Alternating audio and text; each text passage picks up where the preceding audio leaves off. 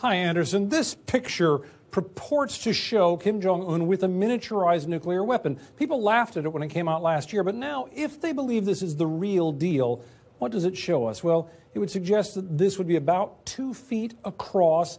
Experts say it might weigh 500, 600 pounds, something like that. And it would have potentially the destructive potential of those bombs that you mentioned, which the United States dropped on Japan 72 years ago this week. But look at the difference in size. Each of these was 10 to 11 feet long, weighed around something around 10,000 pounds. These had to be carried by a heavy bomber. This is a different thing altogether. In this case, maybe you are talking about something that can fit in the nose cone of one of their existing missiles. If that is the case, it changes the game, because their last missile test went 2,300 miles up into space, way above the space station, way above many satellites out there. Yeah, it only went 621 land miles, but that's because it basically went straight up and came straight down. Some scientists say if you flatten out that trajectory, if you fire it across the Earth, then you could reach Guam, you could reach Hawaii, Alaska, and some scientists say, based on the weight of the payload, in theory, they could reach about half of the United States and some major cities in here. Anderson?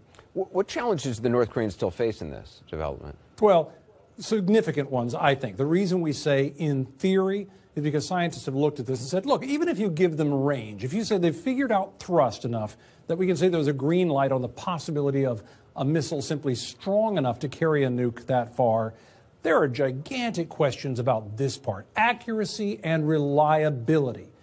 Technically, getting a missile into space and bringing it back at that angle through the atmosphere without it tearing apart or burning up, and then delivering a warhead to a target, those are gigantic challenges. And this is at best a yellow light, because there is no sign yet that North Korea has figured out that part of the equation.